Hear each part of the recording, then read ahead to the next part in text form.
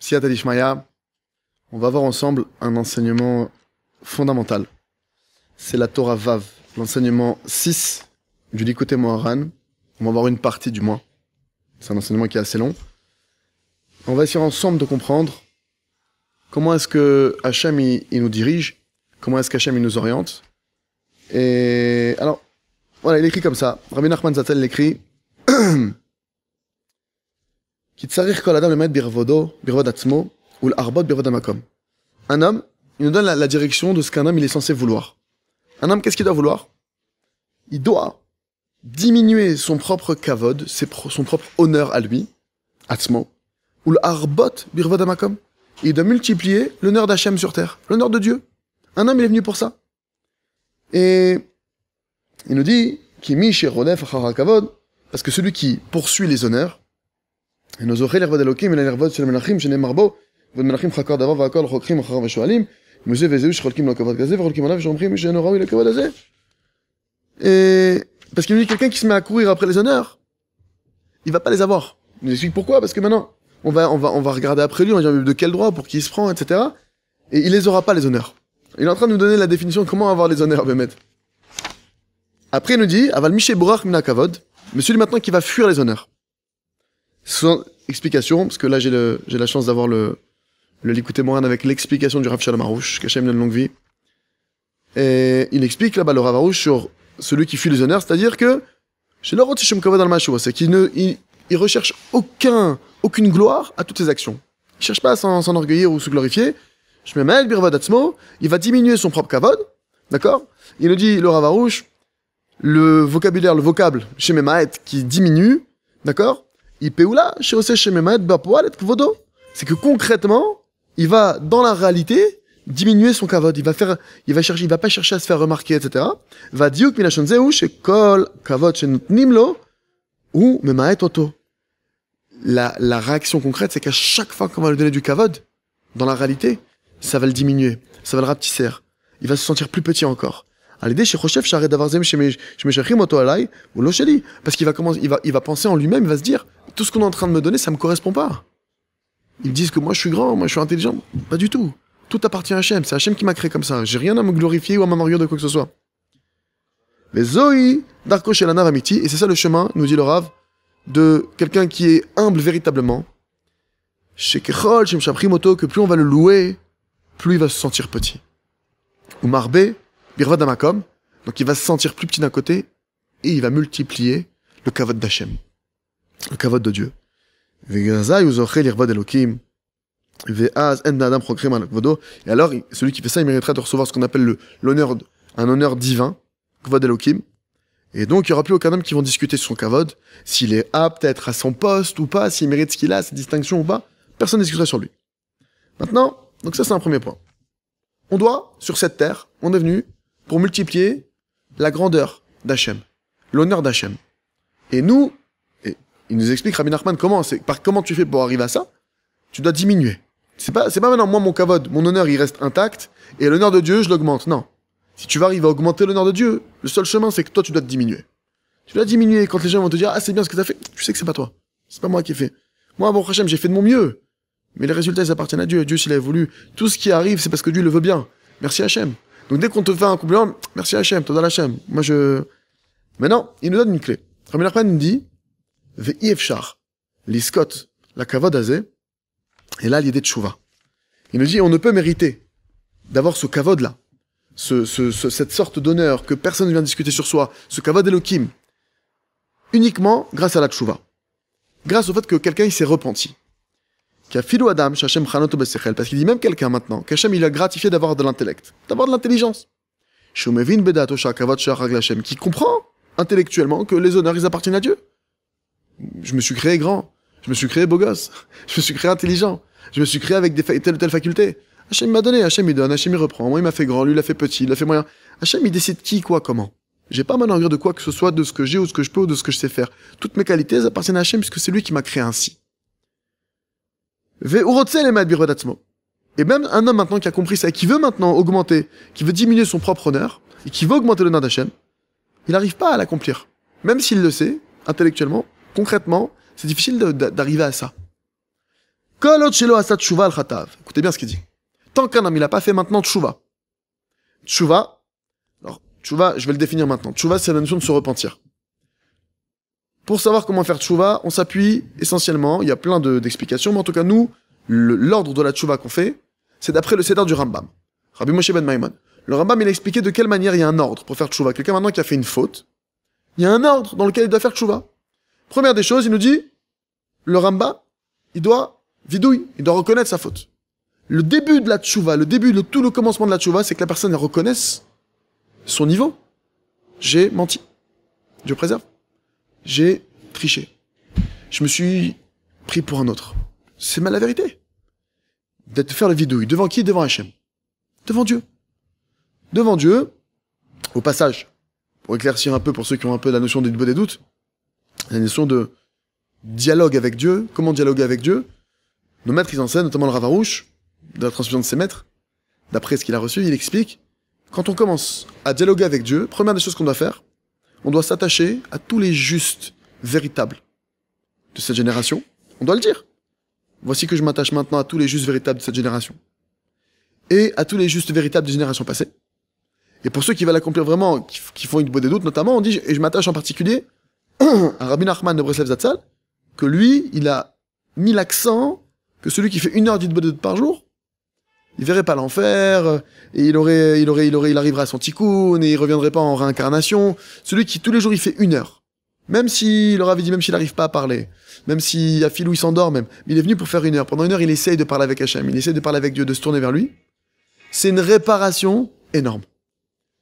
Et donc maintenant, dans celui qui va faire cette heure-là, ou dans le moment où tu vas prendre, ça peut être 5 minutes, 1 minute, tu vas te parler devant Hachem, tu t'attaches déjà avec tous les justes.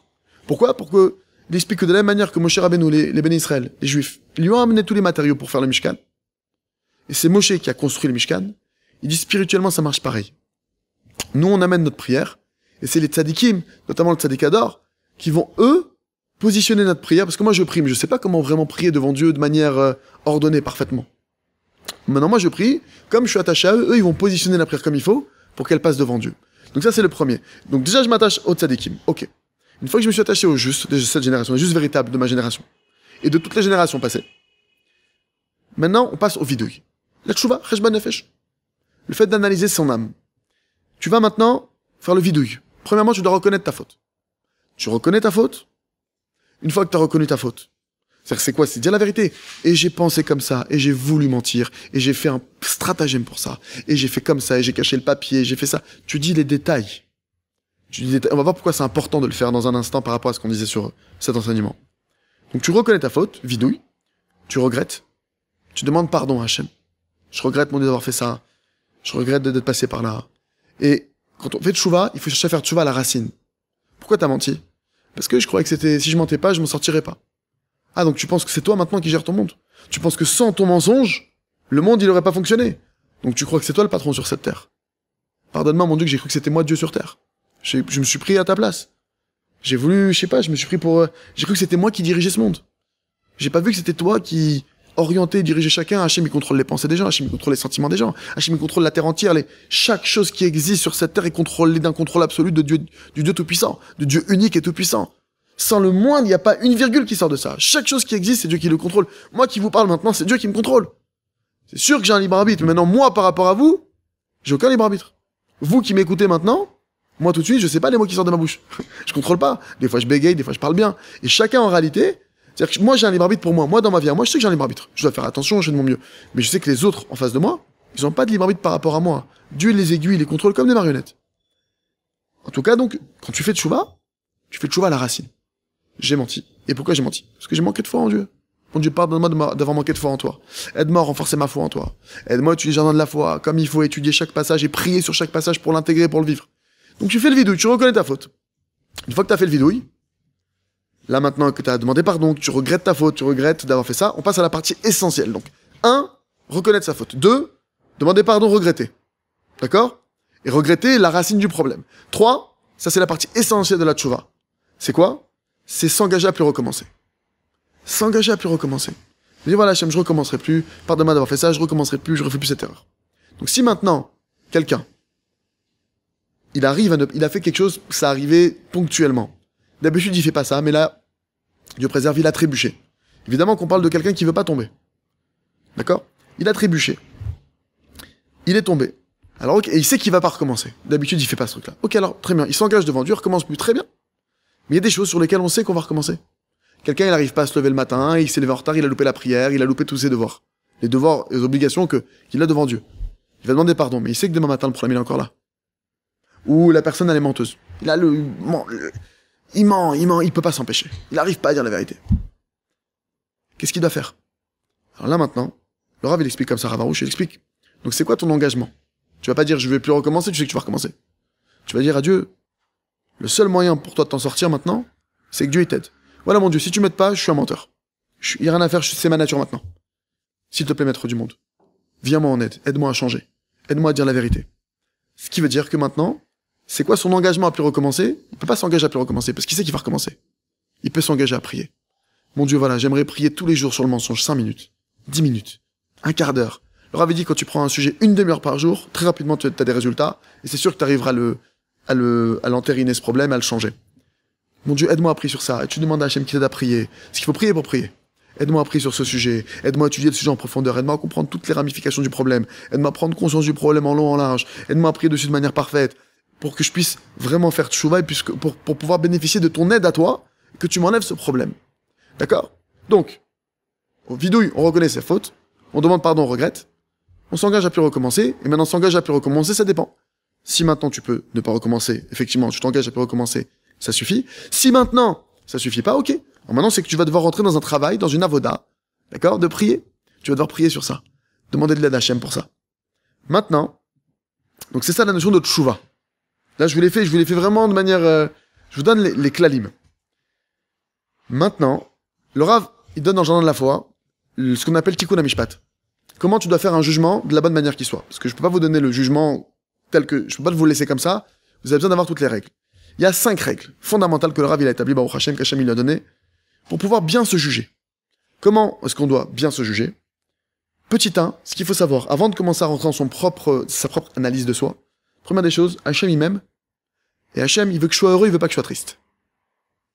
Hachem il veut mon bonheur, il veut pas que je sois triste. Si maintenant quelqu'un il croit que parce qu'il va commencer à devoir s'attrister, s'affliger, se mortifier, c'est faux, il se trompe de chemin. Hachem il veut pas ça. Hachem il veut oui que tu changes, Hachem veut que tu sois heureuse. Vous connaissez des parents normaux qui veulent que leur enfant soit malheureux. Déjà, un père, jamais il va vouloir ça pour son propre enfant. À plus forte raison, Dieu Tout-Puissant qui a créé l'amour. Dieu, il a créé la miséricorde. Dieu, il a créé l'amour. C'est vadaï que pour nous, qu'est-ce qu'il veut? Qu'on soit heureux, mais qu'on fasse tchouva, qu'on s'améliore, qu'on change, qu'on évolue. Alors, première des règles, Hachem lui-même, c'est quoi les règles du jugement? Comment est-ce qu'on doit se juger? Il y en a 5. La première, Hachem lui-même, il veut que je sois heureux. Donc je démarre, c'est ça, c'est dans cet esprit-là que je vais me juger. Deuxième des choses, là maintenant, on fait ce qu'on a dit sur le Rambam. Toute la partie du Rambam.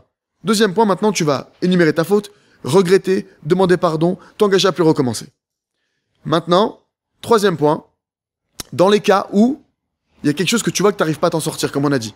Le mensonge, la tricherie, la médisance, les femmes, pour certains, Dieu préserve, l'argent, le poker, les jeux, des vices comme ça. Troisième point, il faut savoir qu'il n'existe pas d'épreuve insurmontable. Dieu n'a pas pu mettre devant quelqu'un un obstacle qu'il ne peut pas surmonter. C'est obligé que si Dieu t'a mis un dossier à traiter, c'est même pas un problème, c'est un challenge. Dieu te met un challenge, c'est évident que tu peux le réussir. Tu connais un père qui va demander à son enfant de 3 mois de ranger la maison? Un père normal? Tu dis, bah, c'est normal, bah, évidemment. Mais c'est pareil, Dieu, il va te demander maintenant à toi quelque chose que tu ne peux pas faire, qui est pas dans tes mains. Tu dis, non, mais, alors, je comprends, j'entends ce que tu me dis. Tu me dis que Dieu, il peut pas me donner quelque chose parce que c'est débile, c'est vrai. C'est sûr que Dieu a une solution, mais là, concrètement, je la vois pas, la solution. Ok, tu la vois pas, la solution, mais là, pour l'instant, on te demande d'avoir la foi. Troisième point, tu dois avoir la foi que tu as une solution qui est proche de toi. La Torah nous dit qu'Ikara va d'avoir Alechameod. La chose, elle est très proche de toi. Toi, tu cherches des solutions très lointaines. La chose, elle est proche de toi. La solution, elle est super proche de toi. D'ailleurs, il y a une histoire comme ça avec un... Rabbi Nachman, il ramène une histoire. Il y avait un type, il a fait un rêve. Il est arrivé que sous un pont, je m'excuse, hein, j'ai oublié le nom des... C'est dans une ville, il y a un nom, c'est toute une histoire. Bon, peut-être à l'occasion, on la fera sur texte un jour. En tout cas, je vous la fais en très rapide. Il rêve que sous un pont, dans une ville lointaine de chez lui, il y a plusieurs jours de trajet, etc. Sous le pont, il y a un trésor. Il en parle à sa femme, ils ont pas d'argent. Ok, vas-y mon mari. Il part comme ça, il fait le long trajet, ça demande de l'argent, de l'investissement, etc. Il est prêt à faire toutes les dépenses, parce que si le pont, Si sur le pont, il y a ce trésor, c'est magnifique. Il arrive là-bas, ce fameux pont, il voit qu'il y a des gardes. Il est en plein jour. Il dit, bon, il y a des gardes, je vais attendre la nuit. La nuit tombée, je vais aller sous le pont et voilà. La nuit arrive, qu'est-ce qu'il voit? Relève de garde. Il y a une relève. Il est gardé 24 heures sur 24. Il dit, bon, j'ai pas le choix. Il va voir le responsable des gardes. Il dit, écoute, il s'appelait, je crois, disons qu'il s'appelait Yosef. Il dit, écoute, voilà. Je sais que j'ai rêvé qu'il y avait je sais qu'il y a de l'or sous ce pont. Comment tu sais? Bah, j'ai rêvé, etc. Venez, on partage. Laisse-moi creuser, laisse-moi prendre le trésor. On partage, on fait moite-moite. Le garde, il se moque de lui. Il dit, mais franchement, t'es un juif très particulier, toi. Et il lui dit comme ça, il dit, moi-même, j'ai fait un rêve.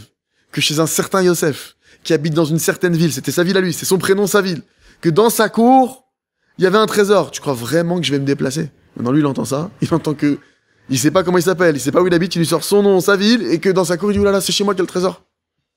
Finalement, il arrive à s'échapper de peu, parce que normalement, un type comme ça, il se fait enfermer. Il voulait creuser sous le pont, il s'échappe, il rentre chez lui, il trouve le trésor. Et c'est quoi la morale de ça? Une des morales qu'on tire de ça, c'est que tu vas chercher très loin, mais le trésor était chez toi. Dieu, il a pas besoin de t'envoyer à des milliers de kilomètres. T'as pas un assa, tes besoins. Non, les solutions dont tu as besoin sont proches de toi. Donc toi, maintenant, troisième point, t'as la foi que ce que tu cherches, ce que tu as besoin, c'est à portée de main. Et qu'il n'y a pas d'épreuve insurmontable. Comment est-ce que tu peux dire qu'il n'y a aucune épreuve insurmontable? Comment est-ce que je peux tout passer? Là, on arrive au quatrième point. Je peux tout changer. Je peux tout atteindre par la prière. Quand je parle de prière, je précise. Évidemment, toutes les prières au monde, elles sont bonnes. Les Teilim, dire les psaumes, faire l'amida, les 3 prières un homme qui est juif, il doit faire, dans la Hamida, par exemple, etc. Toutes les prières sont bonnes. Même les prières qui ont été inscrites par certains de nos maîtres, qui sont des prières eux-mêmes, des suppliques ou des choses qu'ils ont pu établir, sont très bonnes à dire. Mais, Rabbi Nachman, il met l'accent sur ça. Il y a une prière, il dit, Ima ala elionok de la minakol. Il dit, c'est la chose qui est au-dessus de tout, qui est plus grand que tout. Ça veut pas dire que ça remplace. Mais si maintenant tu viens me dire en termes de puissance, maintenant il y a quelqu'un, il a une artillerie, il a plein d'armes. Chaque arme, elle a sa valeur, elle a sa place, mais tu dis, mais c'est quoi la plus puissante? Ah là, j'ai une bombe atomique. Il dit, ah, ok. Et ben la bombe atomique spirituellement, c'est une bodé doute. C'est quoi une bodé doute? Quand tu parles à Dieu, dans ta langue, et que tu lui demandes. Tu te tournes vers lui dans ton propre langage à toi, ta langue maternelle. Ok? Et que tu parles de tes problèmes à toi, de ta vie, que tu demandes de l'aide. Il dit ça, Rabbi Nachman, c'est quelque chose qu'il faut être un tzaddik de son niveau pour le dévoiler, parce que tu dis, attends, j'ai juste parlé avec Dieu, c'est si... Rabbi Nachman te dit, cette chose-là qui te paraît simple, sache qu'elle est au-dessus de tout, qu'elle fait monter tout, et il dit que tous les grands tzaddikim qu'il a rencontrés, les justes qui étaient d'un niveau très élevé, tous ils avaient cette pratique. Donc il nous donne, à nous, gens petits communs des mortels, il nous donne, et c'est ça la miséricorde des grands tzaddikim, il nous donne à nous la possibilité de nous élever en nous donnant les clés. Et donc, la prière, quand on parle de prière, c'est que tu parles avec Hachem essentiellement. Toutes les prières sont bonnes à faire. Et rien ne remplace rien. Tout à sa place. Mais cette prière-là, elle est essentielle. De prier sur ton problème. Donc ça, c'est le 4e point. Ok? Il n'y a pas d'obstacle insurmontable. Comment tu surmontes? Avec la prière. Donc j'ai la foi que je peux te surmonter. Maintenant que j'ai la foi, je me mets à prier. Je demande à Hachem, aide-moi mon Dieu à sortir de ça. Aide-moi. Et plus tu vas prier, viendra un moment où tu auras le compte de prière qui va être arrivé à son comble. Et là maintenant, tu vas recevoir ta demande. Donc ça, c'est le 4e point. 5e point, pour pouvoir... Il y a des gens, ils commencent à rentrer dans le service de la prière, ils s'arrêtent. Pourquoi? Parce qu'ils oublient ce point fondamental. Quand tu demandes à Hachem quelque chose, tu demandes toujours un cadeau gratuit. Personne ne mérite rien. Moshe Rabbeinu, quand il a voulu rentrer en Israël, qu'est-ce que Dieu lui a dit? Alors que s'il y a bien un juif qui a participé à la sortie d'Égypte, auquel on aurait dit, non, lui, vraiment, il mérite de rentrer en Israël. C'est Moshe Rabbeinu. C'est lui qui a déclenché toute la sortie d'Égypte. C'est lui qui les fait tous sortir d'Égypte. Lui, il rentre pas en Israël. C'est ça l'objectif de la sortie d'Égypte, c'est qu'on arrive en Israël. Moshe, quand il demande à Hachem, mon Dieu, s'il te plaît, laisse-moi rentrer en Israël. Hachem, qu'est-ce qu'il lui dit? Tu n'as pas assez de mérite. Alors de là, vous avez compris. Si Moshe, il a pas assez de mérite, j'aimerais bien savoir qui, aujourd'hui, dans ma génération, et même dans la génération passée, qui peut dire devant Dieu, j'ai des mérites? Personne ne peut dire ça. Et c'est d'ailleurs tranché dans la loi, dans la halakha, comme ça, dans le Shulchan Aruch. Un homme qui prie en pensant que ça lui revient, que ça lui doit, que Hachem, il doit quelque chose, c'est très grave. Ça ouvre des accusations sur lui, parce que là, on dit, ah! Tu crois que Dieu était redevable? Pas de souci. Viens, on va voir ton dossier. On va regarder les comptes. Excuse-moi, tu nous dois 100 000 euros. Dieu, par miséricorde, il te les réclame pas. Non seulement, toi, tu te dois de l'argent, on te le réclame pas, et toi, maintenant, tu dis que Dieu, il te doit. Ok. Tu vas nous rendre maintenant l'argent que tu nous dois. Je vois que t'es un peu impétueux, alors y a pas de problème. C'est pour ça que le fait d'exiger de Dieu, ça réveille les rigueurs. C'est pour ça que 5e point, toujours on n'oublie pas. Quand je prie à Hachem, je demande un cadeau gratuit. Je demande un cadeau gratuit. Mon Dieu, aide-moi à avoir un cadeau gratuit, aide-moi à pouvoir me rapprocher de toi gratuitement, aide-moi à arrêter de mentir, mais aie pitié de mon âme, etc., etc. Donc ça, c'est les 5 points, ok? Donc je les récapitule. Petit 1, Hachem il t'aime, il veut pas que tu sois triste, il veut que tu sois heureux. Petit 2, les lois du Rambam. Les lois du Rambam, à savoir le vidouille, donc on a dit le reconnaître sa faute, regretter, demander pardon, s'engager à plus recommencer, d'accord? S'engager à plus recommencer sur ce que tu peux. Maintenant, si tu vois que tu n'arrives pas à t'en sortir, 3e point, il n'y a pas de dépravation mentale, tu dois avoir la foi de ça. C'est une règle, c'est logique, Hachem il peut pas te mettre devant une situation impossible, insoluble. 4e point, avec ta prière, tu sors de tout problème. Ta propre prière à toi. Au point que le Rav dit comme ça, le plus grand des tzaddik, il peut pas arriver au résultat que toi tu peux arriver avec ta propre prière.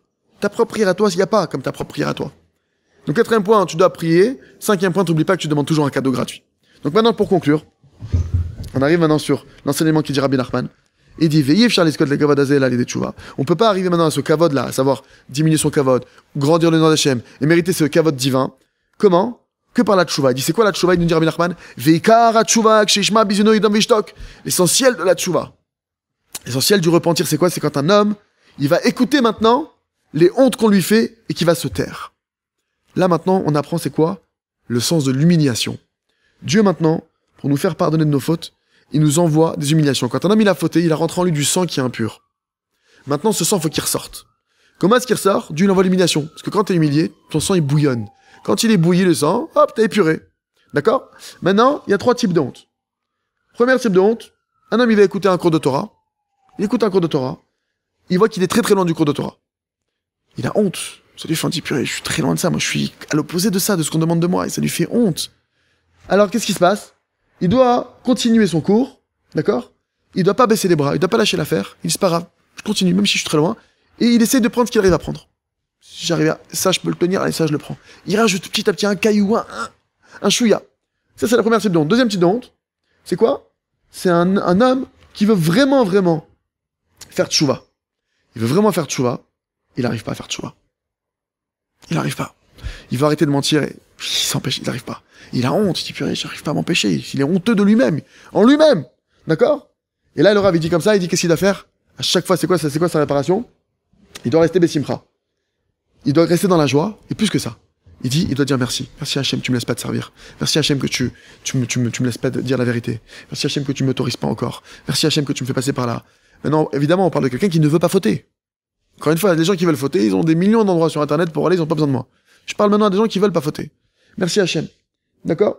Et donc, l'attente, toute l'attente qu'il va avoir cette personne, où il continue à mentir alors qu'il sait qu'il faut pas, où il continue et qu'il demande, il dit mon Dieu, aide-moi pas mentir, hop, rebelotement, il a honte. Et il doit rester maintenant dans la joie, il dit merci Hachem, c'est comme ça que tu veux, merci Hachem. Et il redouble d'efforts, il prie encore plus fort, etc. Donc ça, c'est le deuxième type de honte. Troisième type de honte, c'est quoi? C'est Kepchuto. Un homme, il vient te voir, il te rentre dedans devant tout le monde, il t'a humilié. Là maintenant, qu'est-ce qu'il doit faire? Il doit se taire. Il doit même se taire, donc dans sa bouche et dans son cœur. Son cœur, il dit ouais, c'est comme ça.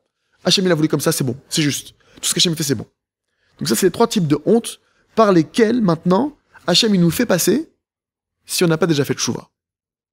Si maintenant, c'est quoi maintenant l'essentiel? La partie essentielle, c'est ce qu'on a dit. La 4e partie, c'est pas une type de honte, c'est quoi? La 4e sorte de honte, c'est une honte que tu te fais à toi-même. C'est laquelle? Et c'est celle qui est essentielle, dit le Rav. Là, on vous donne une clé, il donne Rabbi Nachman une clé, le Rav il explique, le Rav Arouche, une clé pour ne pas avoir à subir des hontes et pour pouvoir faire une tchouva qui soit fulgurante. Il dit, un homme, il doit pas attendre qu'on vienne l'humilier. Parce que maintenant, un homme qui a fait des fautes, qui a pas fait de tchouva, ces fautes-là, maintenant, elles réclament. Alors maintenant, qu'est-ce qui se passe? Qu'est-ce qu'il doit faire cet homme? Et là, kol yom, chaque jour, il faut qu'il ait son cheshbon nefesh. Il doit réfléchir à toutes les fautes qu'il a fait. Et toutes les chutes qu'il a eues ce même jour-là. Il doit réfléchir très bien combien est-ce qu'il est loin de l'accomplissement des mitzvot. D'accord? Et il doit voir tout ça, et il doit demander pardon et faire tchouva, comme on a expliqué le processus du jugement qu'on doit faire. Et un homme qui fait ça, d'accord? Par le fait qu'il va faire des doutes, qu'il va s'isoler, qu'il va dialoguer avec Dieu dans sa langue, et que personne ne l'écoute, c'est lui, il est isolé avec Hachem. D'accord? Alors c'est plus nécessaire de lui envoyer des hontes, puisque maintenant il a honte de lui-même. Il sait où il en est, mon Dieu, c'est vrai, j'ai menti aujourd'hui. Et je voulais mentir, c'est vrai, et j'ai voulu faire ça. Il a honte. Cette honte-là qui se prend de lui-même, alors ça lui évite toutes les autres hontes, et donc du coup, grâce à ça, il fait vraiment de tchouva, et grâce à ça, il mérite de grandir l'honneur d'Hachem sur terre. Chazak, Venit Chazak.